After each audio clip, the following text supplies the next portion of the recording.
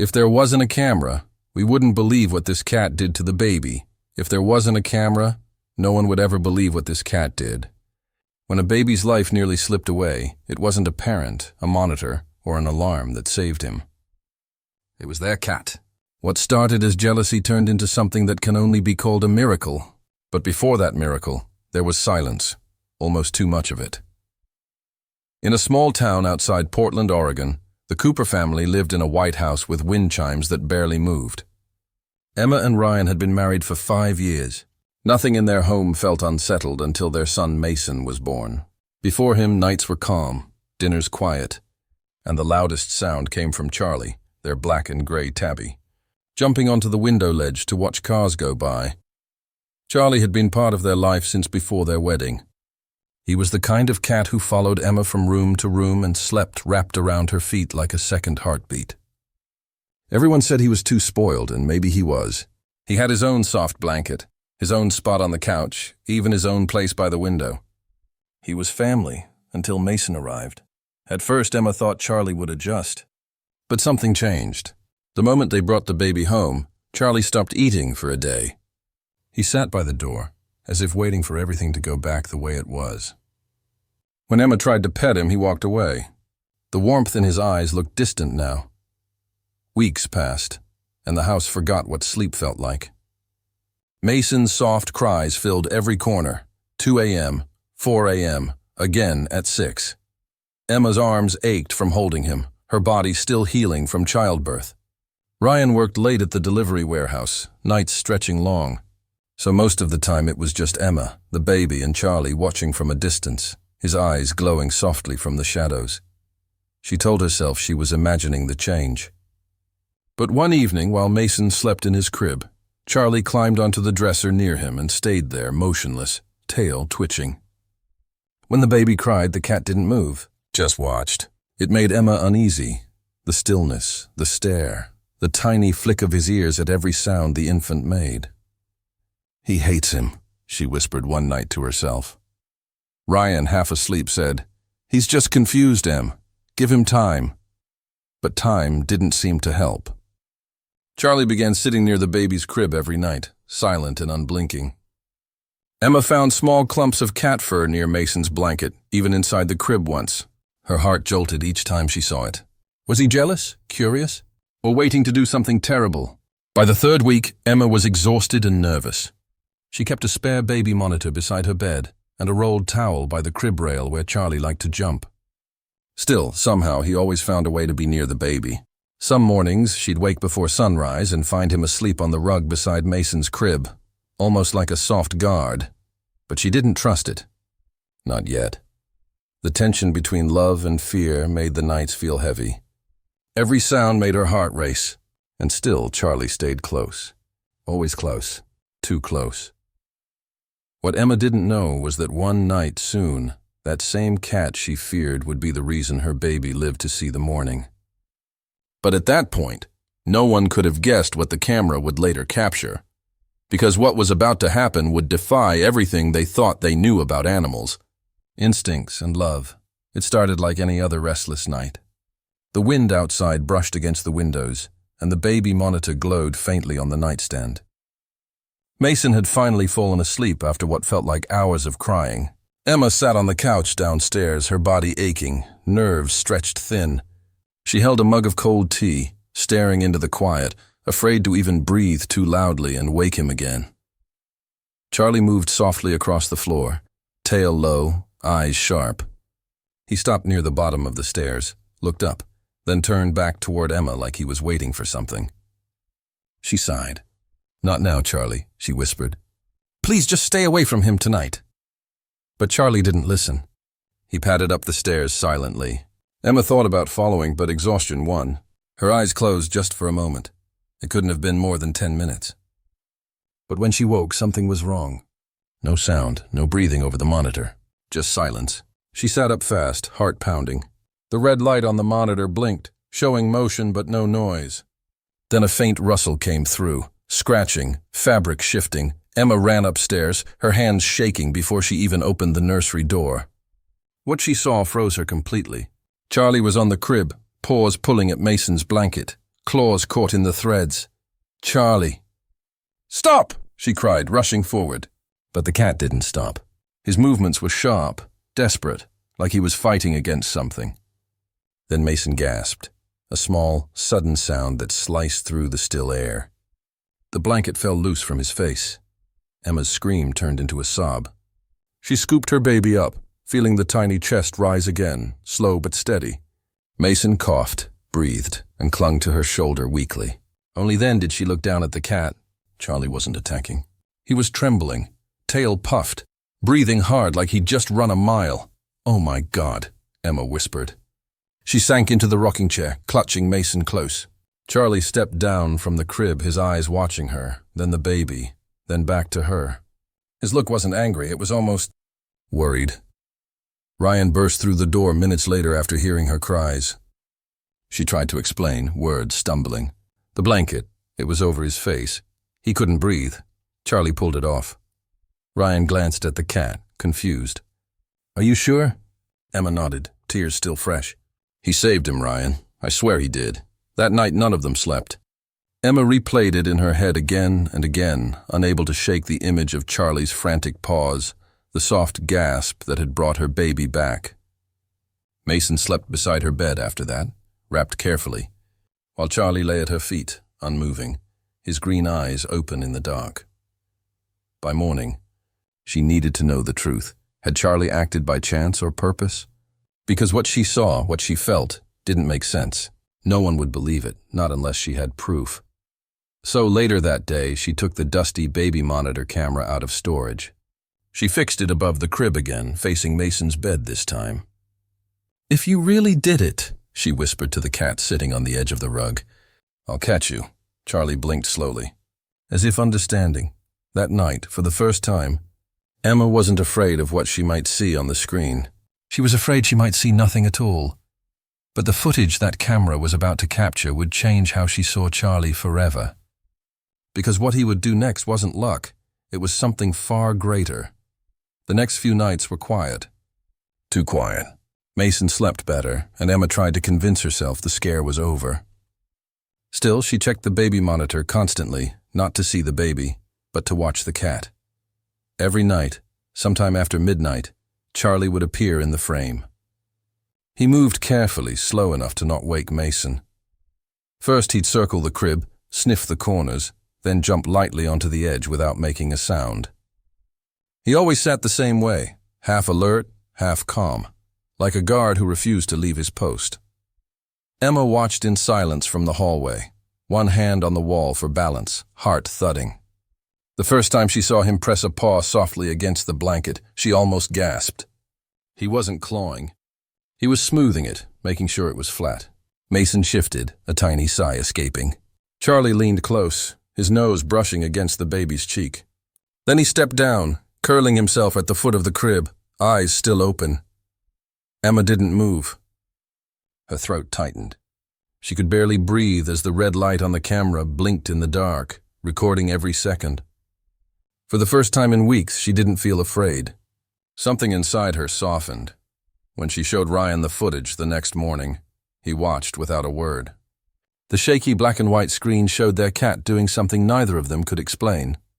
"He checks on him," Emma said quietly. "Every night." "Look," Ryan shook his head in disbelief. "That can't be real. He's protecting him." After that, Emma left the nursery door open on purpose. Charlie came and went freely, never once disturbing Mason's sleep. Each night, the pattern repeated. Circle, check, settle. Sometimes, when Mason coughed or twitched, Charlie would rise and lean in again, almost listening to his breathing before lying back down. Weeks passed, then months. Charlie never missed a night. The camera filled with hours of footage, tiny, peaceful moments that no one would believe without seeing. But one night, near the end of November, everything changed again. Cold air slipped into the nursery through a half-shut window. The room grew chilly, the baby's breath small and uneven. Emma, asleep on the couch downstairs, didn't stir. But the camera caught what happened next. Charlie awoke suddenly, his ears twitching. He sniffed the air, then stood and moved straight to the baby. Mason's small body shivered, and his breathing became faint. Without hesitation, Charlie climbed closer and pressed himself against the baby's side, wrapping his body around him like a tiny blanket. His fur rose slightly as he adjusted, making sure no cold air reached the child's face. For an hour, he didn't move. The baby's breathing steadied, the color returned to his cheeks, and only then did Charlie relax his head on the mattress. At 3:47 a.m., Emma woke suddenly, unsettled. When she entered the nursery and saw them, her baby asleep, her cat curled protectively beside him, she stopped breathing for a moment. She touched Mason's hand. It was warm. Then she looked down at Charlie. He blinked slowly as if saying, "Don't worry, I've got him." When Ryan rewound the footage later, his face went pale. "If we didn't have this, no one would believe it," he whispered. Emma could only nod. He saved him again. From that night on, they stopped calling Charlie the cat. He was part of their routine, part of Mason's nights, part of every quiet breath that reached the morning. But no one, not even Emma, knew then that this was only the beginning, and that Charlie's greatest act was still to come. By the time Mason turned 1, the Coopers no longer questioned what Charlie did every night. His quiet watch had become part of their lives. Emma would peek into the nursery before bed and always find the same sight: Mason sleeping peacefully, and Charlie sitting close, his eyes never leaving the baby. The strange part was how exact his timing became. Almost to the minute, he entered the nursery every night right after midnight. He'd do his little rounds, check the blanket, the breathing, and then settle down beside the crib. Even when Ryan joked that Charlie kept better hours than most people, Emma didn't laugh. Something about it felt too precise to be a coincidence. Days turned into months.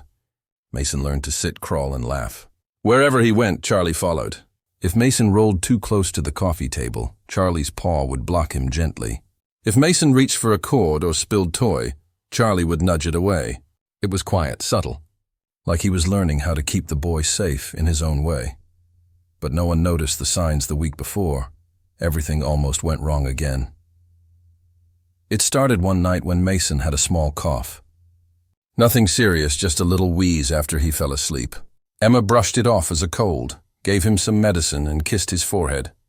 But Charlie seemed uneasy. He paced near the crib, tail flicking, ears turning toward the faint sound of Mason's breathing. Then he meowed once, soft but sharp enough to wake Emma in the next room. She checked the monitor. Mason was fine. She sighed, thinking he was just being needy. The next night, it happened again. Charlie sat by the crib for hours, alert. He didn't sleep. Every few minutes he stood up, sniffed the air, leaned over the edge, then looked toward the door, waiting, almost as if he wanted to signal something. Emma saw it all on the monitor and frowned. "You're worrying me, Charlie," she murmured, half asleep. By the third night, his behavior turned frantic. He ran in and out of the nursery, paws tapping against the hardwood. Ryan even got up once, annoyed. "What's gotten into him now?" he asked, closing the bedroom door so they could sleep. That night at 1:13 a.m., the warning came. The camera caught Charlie jumping onto Emma's bed and nudging her arm repeatedly. She didn't wake. He pawed at her shoulder, then let out a sharp, desperate cry that cut through the silence. When she still didn't move, he did something he had never done before. He bit her wrist, just hard enough to jolt her awake. Emma sat up, startled. "Charlie?" "What?" But he was already running, tail up, meowing loudly, straight toward Mason's room. Her body reacted before her mind did. She ran after him, heart pounding. The moment she flipped on the nursery light, a wave of panic rushed through her. Mason's skin looked pale, his breathing shallow, lips faintly blue. "Oh, God!" she breathed, lifting him fast. Charlie circled her feet, still meowing, still anxious. Emma called 911, her voice shaking as she held Mason against her shoulder. The dispatcher's calm tone steadied her enough to follow each instruction. It felt like forever before the ambulance arrived, though it had only been minutes. When the paramedics took Mason, one of them asked, "How did you even know?" Emma looked down at Charlie sitting by the door, his eyes wide, chest rising fast. "He woke me," she whispered. "I didn't even hear him struggling." At the hospital, the doctors explained it simply. Mason was having a severe breathing episode caused by undiagnosed sleep apnea. His oxygen had dropped too low, too fast. If she hadn't woken up when she did, one doctor said softly, he could have stopped breathing completely. Ryan looked at Emma, then at the cat carrier on her lap, where Charlie sat quietly inside. He saved him again, didn't he? Emma nodded with tears in her eyes. He knew before anyone else. When they came home days later, the baby monitor captured the same old scene again. Charlie near the crib, eyes open, listening to every breath. But now, when Emma saw him there, she didn't feel fear or doubt anymore. She only felt trust. And though life slowly returned to normal, deep down, she knew nothing about it ever would be again. Because no machine, no monitor, no human had done what that cat had done that night. But the miracle wasn't over yet. There was still one more moment, one last thing Charlie would do, that would prove his loyalty beyond question. Months passed, and Mason grew faster than they could keep up. The panic of that night faded into memories, but what Charlie had done stayed clear in their hearts. He was no longer just a pet, he was part of every breath, part of every night's peace. Mason was now too, full of energy, running through every hallway, laughing at every shadow. Wherever he went, Charlie followed. When Mason learned to climb, Charlie stayed close. When Mason tripped, Charlie would walk beside him, tail brushing his arm as if saying, "I'm right here." It became normal. So normal that Emma sometimes forgot the fear that once lived in every corner of that house. Until one morning. It was early spring, sunlight barely cutting through the curtains. Ryan had already left for work. Emma was in the kitchen packing Mason's snacks when she noticed it. Quiet. Total quiet. No coughing, no babbling, no soft hums from the monitor. Just nothing. Her chest tightened. "Charlie?" she called, stepping into the hallway. The monitor light blinked faintly. No sound again. She hurried toward the nursery. The door was closed, almost shut, but not all the way. When she pushed it open, what she saw stopped her cold. Mason had managed to climb halfway out of his crib, tiny foot caught between the rails. He was dangling, body twisting, his face red from discomfort. Before she could react, she saw Charlie already there, standing below him, trying to support his weight with his own body. Paws pressed against Mason's leg as if pushing upward to keep him still. Emma rushed forward, grabbing Mason before he slipped. The boy cried once, then buried his face into her shoulder. His tiny foot had marks but no serious wounds. When she looked down, Charlie had stepped back, panting softly, fur messed from the struggle. He gave a short, low meow, as if making sure everything was okay, then sat down, calm again. Tears blurred Emma's vision. She whispered, "You stayed with him, didn't you? You didn't move." Later, when Ryan reviewed the camera footage, it confirmed what she already knew. The moment Mason had stood on the crib rail, Charlie had jumped up instantly, meowing for help that no one heard. When the baby slipped, he had tried to catch him, holding him just long enough until Emma burst in. It seemed impossible, but there it was, pixel by pixel. Proof that a cat had done something no one could explain with logic. As the years went by, Mason grew big enough to move to his own bed. Still, every night before the lights went out, Charlie would jump up beside him and press his paw on the blanket, as if counting his breaths one last time for the day. It became their secret routine. Emma often stood silently by the doorway, just watching. Her son asleep, the cat nestled close. Sometimes she'd smile through quiet tears, thinking how the camera had caught more than she bargained for. Not just danger and rescue, but devotion that words could never explain. When visitors came over, they'd laugh about how attached that cat was to Mason. Emma only smiled. No one else knew how deep that bond ran. No one saw the nights caught on tape, the close calls, the tiny miracles. Now, years later, long after Mason outgrew his crib, that camera still sits on the same shelf, light blinking softly in the dark. Old habit, old comfort. Every night, without fail, Charlie still walks in, hops onto the bed, and settles right beside the boy who once needed saving. The world will never know how many nights were spared, how many breaths he protected, or how many times his small body stood between danger and peace. But Emma knows. She's seen it with her own eyes. Proof that loyalty doesn't always come with words. And heroes don't always wear uniforms. Sometimes they watch quietly through the night, waiting by the bed of someone they love. And if there hadn't been a camera, no one would ever believe it.